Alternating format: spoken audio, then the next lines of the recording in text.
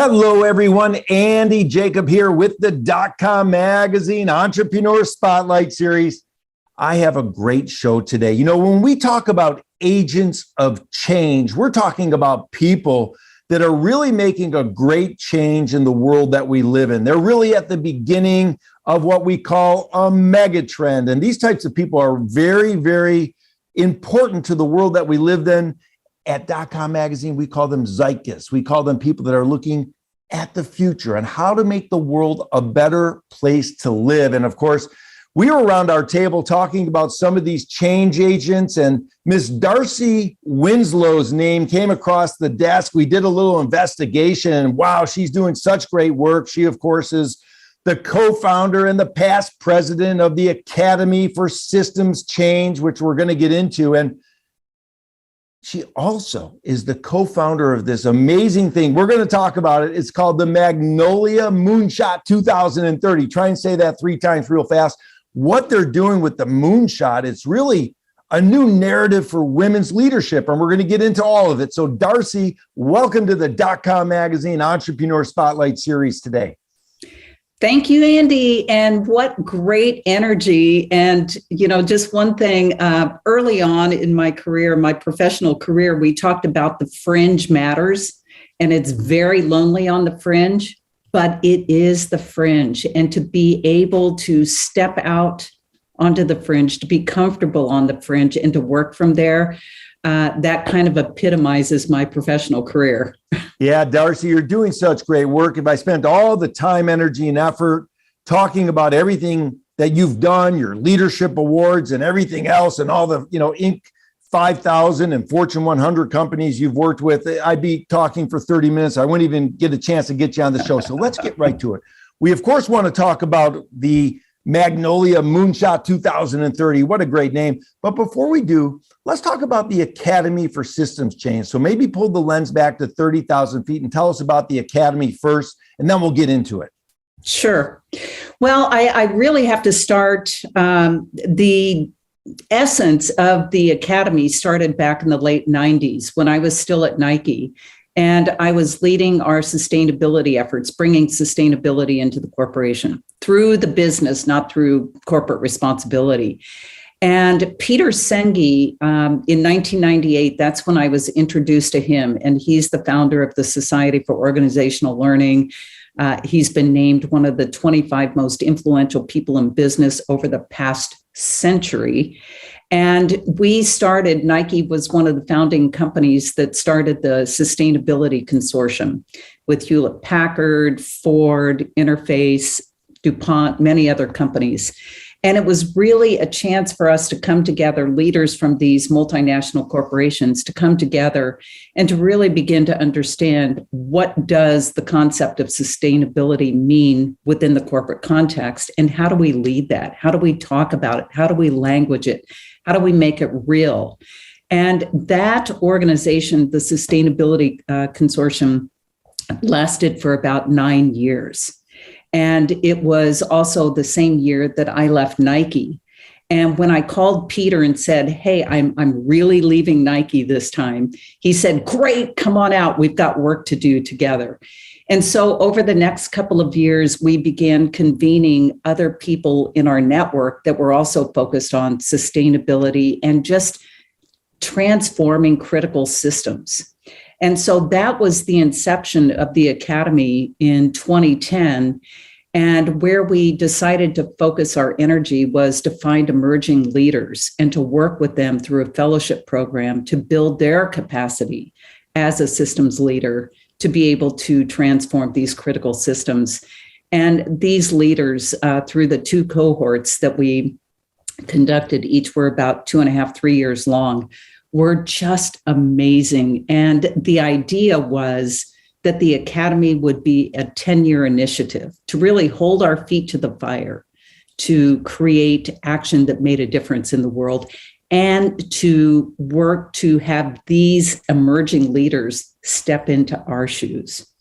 So we became the mentors, they became the leaders, and that has played out. So I got to be the president for the first 10 years of the Academy.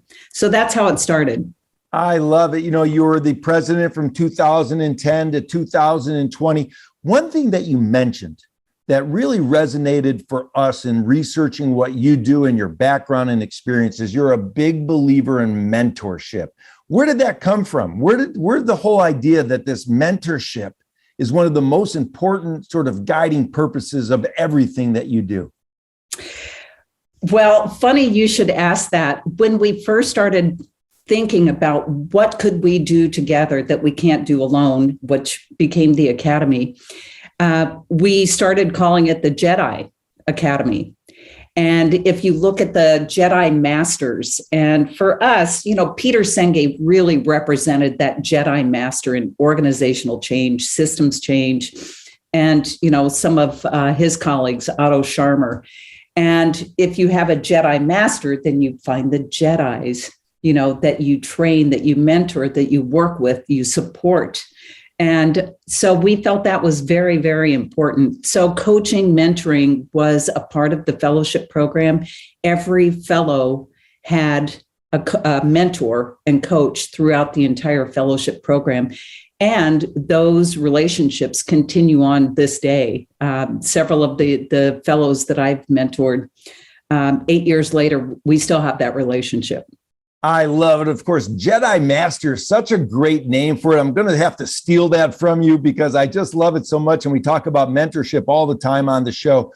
Now, we think about you and we think about what you're doing. This name, this new awareness-based program you put together called Magnolia Moonshot 2030. First of all, I have to ask you, how'd you come up with the name? Because we were talking this morning at the DotCom magazine. We're like, that's such a cool name. Where'd you come up with that name? Well, so Magnolia Moonshot 2030 was an outgrowth of a conversation I had with one of our fellows in our second cohort. And I have to tell the story because it's so powerful. She was an executive, young woman executive in a multinational corporation in Mexico. She was the only female at the age of 30 on the leadership team, leading sustainability in a very masculine, macho industry, corporation, and country. And at one of our gatherings, each of the fellows was telling their story, their work, and their challenges. And at the end of it, this woman, she got very emotional, and I pulled her aside and I said, "What's going on?" And she said, "My champion of sustainability has been promoted. He's leaving. I have no champion. I don't know how I'm going to do my work." And being a woman who led the early efforts around sustainability at Nike, I knew exactly what she was talking about. And I have to this day a whole network of women leaders who have walked in these shoes. So I said, well, damn it, I have a network of support. And so the idea was to create a cohort of women leaders leading sustainability in the corporate world and bring them together and really work with them. So when I came back with this idea, I started engaging other women who are now co-founders of the Magnolias. And we started talking, and it grew and grew and grew into what it is today. And so how we came about with the name, we were at one of the co-founders' homes in Wheaton, Illinois. And we said, we can't just call this reimagining, women's leadership. So boring. And so the name Magnolia came up, and the magnolia is a symbol of nature, especially in China. And the magnolia tree is 95 million years old. Feminine fragrance, feminine name, but it's one of the first trees to bloom in the spring. Its leaves are incredibly tough, and they're pollinators. So we landed on Magnolia. And then this idea of a moonshot, it's not new, but when you launch a moonshot, you're going there, but you don't know exactly how you're going to get there. And it's a process of learning along the way, but and you've got to go big. And then 2030, we wanted to build on things, active actions that were already in place around climate. So the Intergovernmental Panel on Climate Change, their goals are around 2030. And then the UN Sustainable Development Goals, most of those targets are also 2030. So that's where it came from. Again, put a time frame on it and let's hold our feet to the fire and begin engaging women who are focused on one or more of these efforts, and to connect the community, to learn from each other, to support and walk alongside them however we can. So that's what it's all about. I love it. What a great story. I mean, I didn't know about the magnolia, but I love the pollination and how it spreads. And you're spreading this new narrative for women's leadership, and you're changing sort of the conversation. For women watching the show, how do they get engaged? How do they find out more about Magnolia Moonshot 2030 and what it can do and what they can do, of course, to become one of these women leaders that are really urgently addressing climate, crises and other things that you're involved with? Well, our website is mm2030.org. And one of the things that we've been doing is our own series of podcasts with amazing women. And we started publishing them towards the end of last year. So they're on our website under the Sprout series. And we've got 3 different series going right now. So they can listen to that. And in each of the podcasts, we hear, the woman leader's story. How they became engaged in these very critical challenges that we face, the challenges they face. But we also, at the end of every one, we ask, what advice would they give to other women who are stepping into this world?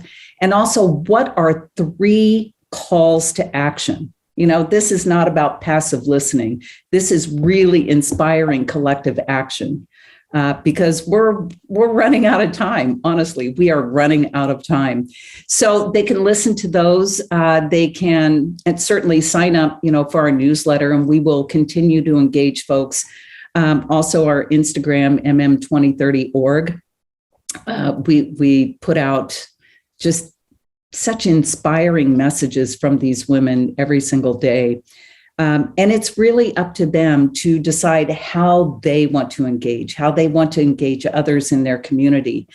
So that's our Sprout series, planting seeds and watching these ideas sprout. The Plant series is actually just a series of interviews with each of the co-founders and how we came to be in this work. And then our Grow series is really, really, really exciting. We've just started, but there are 2 cohorts of teen girls who were inspired by the magnolias, one in Pakistan and Southeast Asia and one throughout Europe. And these are 14 to 18-year-old girls who are committed to gender equity, to climate, eco-anxiety, divine feminine, and really helping other girls see how they can step into their full power, find their voice, and lead. We believe it's time for women to lead. I love it. It's so awesome. You talk about the divine feminine. Of course, you talk about conscious leadership. When we go back in your career, of course, we're being at Nike for 21 years. What did you take from that experience? What types of, ideas formulated back in the Nike days that helped you launch Magnolia? Oh, yeah. How long do we have?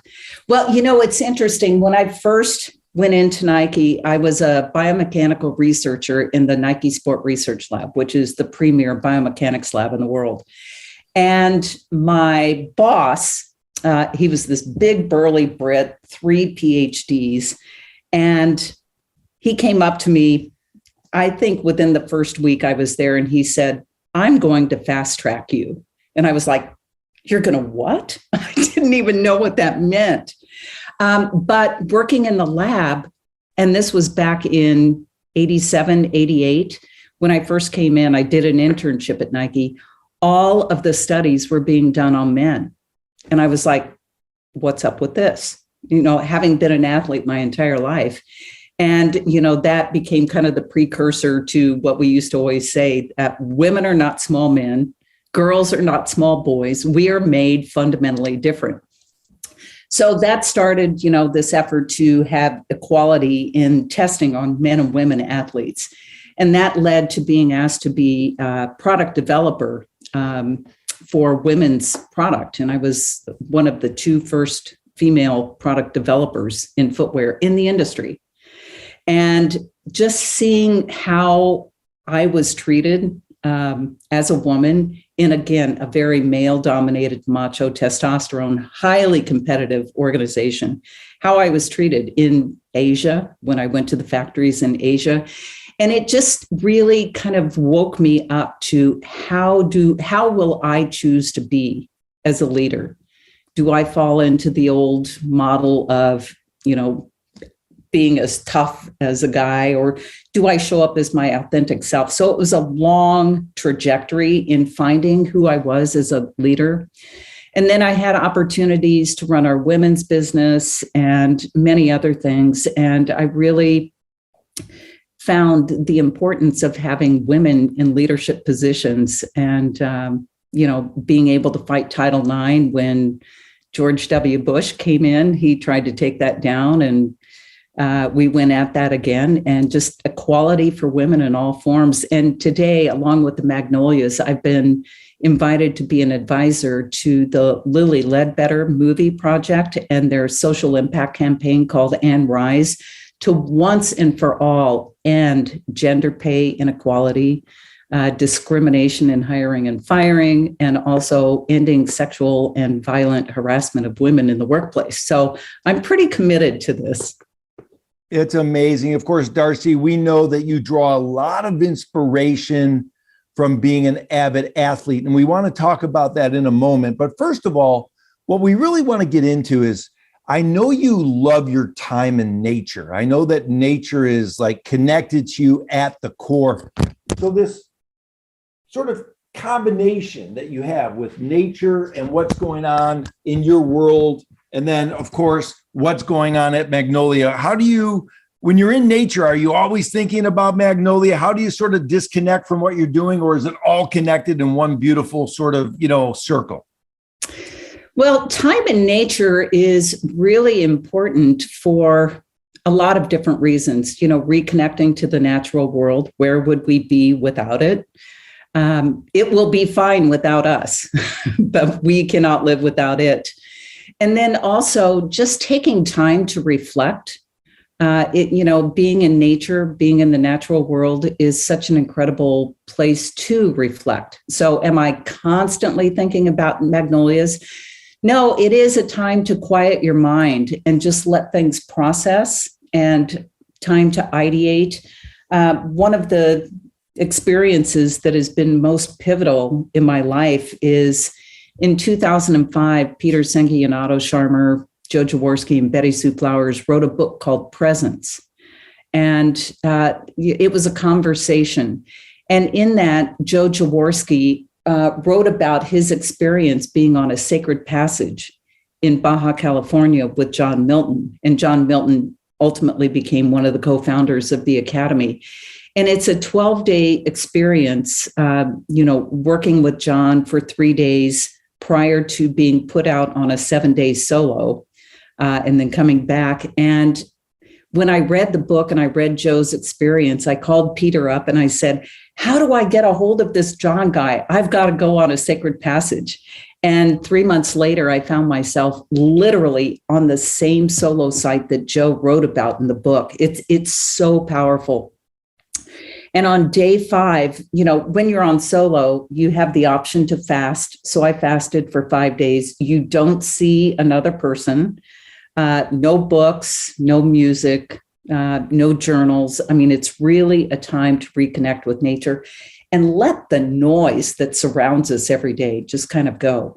And on day 5, it became crystal clear what my path forward was. And I trusted that. And that's what ultimately led to me leaving Nike, finishing up what I had to do around the women's business, and then forming the Academy.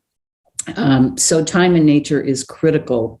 It's so important to me. And I've had the opportunity, and we'll be going on my 3rd Antarctic climate expedition in March. And again, just being in truly pristine nature, which with other leaders who are committed to doing whatever we can to fight the climate emergency, it's so critical. So, and John once said 99% of the human population is completely divorced from the natural world. You know, people think when they go on a cruise, they're in nature. No, you're not. No, you're not. So it's a very important connection. Wow, it's so powerful. I mean, it's so interesting, of course, what you're doing, how you immerse yourself. You're going to Antarctica again to check it out for the third time. I mean, that's remarkable. Most people just dream of going one time. Let's talk about your athletic endeavors just for a minute, because we do have so many CEOs and founders that have an athletic background.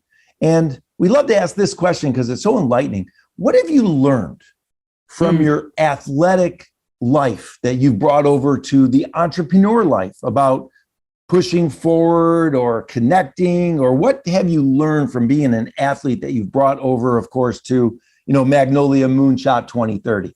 Sure. Well, I've been an athlete since the age of 3. And several years ago, I won't say how many, I decided that I would try a new sport every year. And if I liked it, keep doing it. But what I found through the years was, if you're going to try a new sport, you have to train for it so that you can physically do it and become adept at it. And also to overcome the fear of the unknown, if you're going to jump out of a plane at 10,000 feet. So learning how to become comfortable with that unknown. And I'm one sport shy of my age, which I won't say what it is. But that did translate into my professional career. It's funny, when I told the president that I was ready to leave, and we got into this conversation, and he said, so take me through your professional path at Nike. And I told him, he said, that is the oddest career path I have ever heard. And what made it so, I think, unique was there were 6 different times when the role that I stepped into didn't exist. I created it by virtue of raising my hand or asking a question, why aren't we trying something different? And it was that fear of the unknown. And as we worked with the academy and really understanding the characteristics of systems leaders, one of the key characteristics is acknowledging that you don't have all the answers, that you are stepping into the unknown. And, many of my good friends at Nike, we would have this conversation often, and they would take the traditional career path, this leads to that job, to that job, to that job. And I said, I think I'd have to shoot myself, because it's so predictable. And they would look at me and go, oh my God, I could never live in that unknown world. And for me, that's where I thrive. And just being able to ask very generative questions and invite others into that conversation to find a path forward. So that's how sports really affected my professional life as well. I love it. You asked questions and you made things exist that didn't exist. You're a Jedi. Now listen, Darcy, let's talk to the younger entrepreneurs. I know we've only cut out a certain amount of time, and I thank you so much. It's an honor to have you on the show. We have younger entrepreneurs that do watch the show. They're in startup mode. Maybe they are hitting a roadblock. Maybe they're hitting a pothole in the road. Maybe they're hitting a wall they can't get over. I call you a Jedi Master. You're a big believer in mentorship and helping others. Maybe you could share with the younger entrepreneurs watching the show what it takes to get through a tough time as an entrepreneur, what it takes to keep going forward and finding the right path to become better for having gone through that tough time in their career. Boy, we could talk about this forever. I think one is believe in yourself. Don't give up that dream. Invite others into the conversation. Ask questions. Ask stupid questions. Be more curious and less certain. You are going to hit a brick wall. And I did that many, many times, especially in my work around, integrating, bringing sustainability into Nike. I started with, the C-suite. I thought, if I can convince the C-suite, we are rolling. Wrong. And that's when I learned that some of the best heroes, the greatest heroes, are people who don't have the title. They are influencers within the larger system. They have reputation. They have that connection with other people. Engage them, and fail. Learn from it and move on. But often, if I hit a brick wall, I'd find another door. I'd go over. I'd go under. I'd go around. If you truly believed in what it is you were doing and you were clear on the impact that you wanted to make. Asking the question, what is it I want to cause? Yeah, it's powerful. I mean, when you think about it as an entrepreneur, if you're not hitting those potholes and having those challenges, you're not pushing hard enough.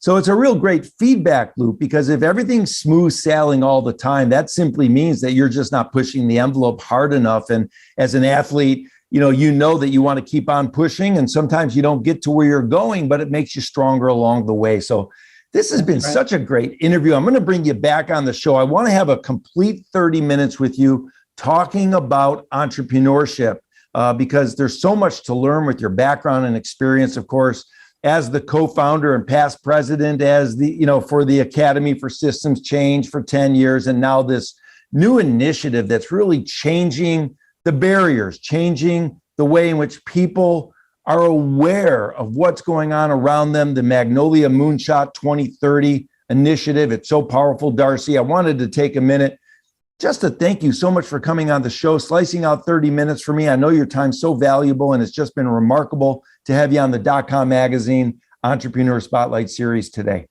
Oh, thank you, Andy.